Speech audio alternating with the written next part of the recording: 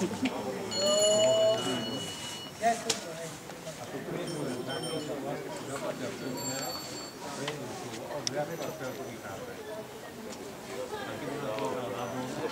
sa pozrite na tieto malé zlodíky.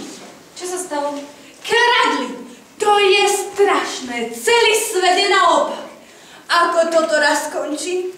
Neomentuj toľko a vysvetli mi, čo sa stalo.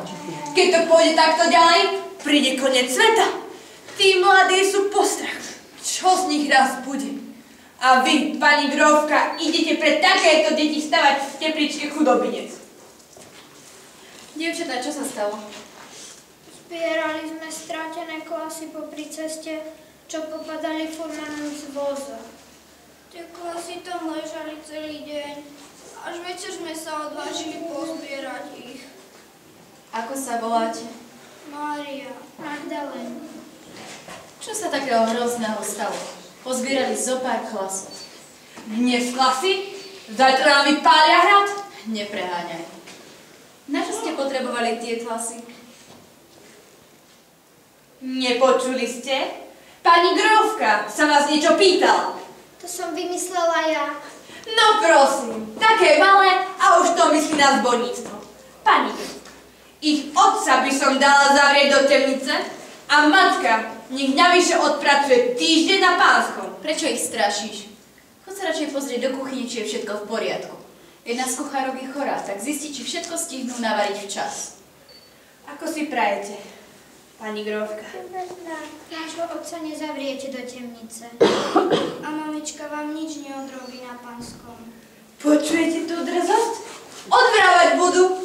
Nedovolili by sme si odvrávať. My sa bojíme.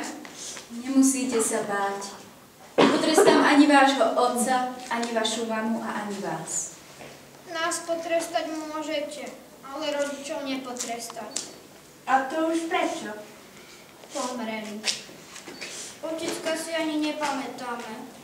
Zomrel, keď sme boli ešte celkom maličké. A mamička zomrela. A kto sa o teba stará? No predsa ja? A o teba? Predsa ja?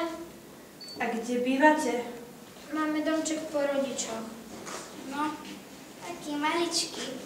V zime nemáme čím kúriť. A keď prší, cez strechu nám leje ako z krhlu. Ale inak domček je pekný. To ste teda statočné.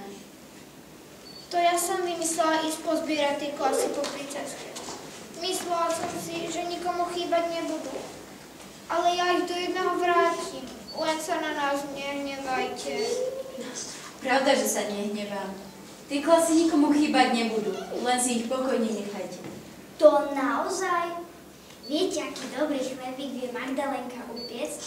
Raz na Vianoce, keď ešte žila mamička a mali sme dosť múky, urobila také dobré jablkové koláče, že som z nich mal takéto hrče za ušami. Prestaň.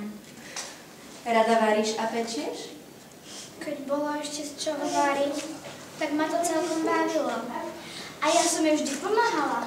To nie je len tak halabala. Keď cesto zle vymiešate, chlebík nebude chrumkavý. A viete, že by som potrebovala také dve šikovné pomocničky, ako ste vy? Onedlho bude stať v tepličke pri kostole Nový Chudobinec. A vy dve by ste tam mohli pomáhať variť. A za to dostanete jedlo na každý deň. My nie sme hladné. Hej, naposledy sme jedli predvčerom ráno, tak nebuď hrdá. No? A ešte odo mňa dostanete dvakrát do roka nové šaty. Každý mesiac slušnú plácu, dám vám opraviť dom a vždy na jeseň vám dovezú drevo na celú zimu. Platí? Ona je veľmi hamblivá. Ešte, že má mňa. Ďakujeme, pani Grófka. Do smrti vám to nezabudneme. A ja, keď raz budem mať dcéru, tak sa bude volať Žofia, aby si aj naši potomkovia pamätali vašu dobrotu. No poďte, umiete sa, dám vám nové šaty a osprchujete sa.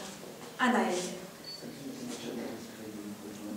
Žofia Bosniaková založila nadáciu, s ktorou podporovala nemocnicu a chudobinec pre chudobných.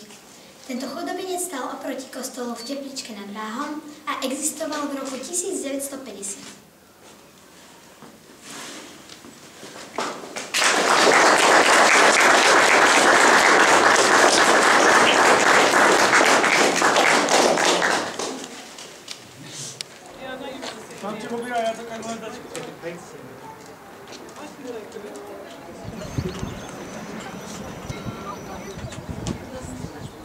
Dávka prachu! Dávka prachu!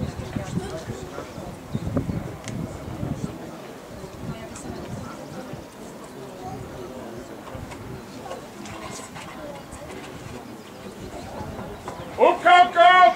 Ukávka!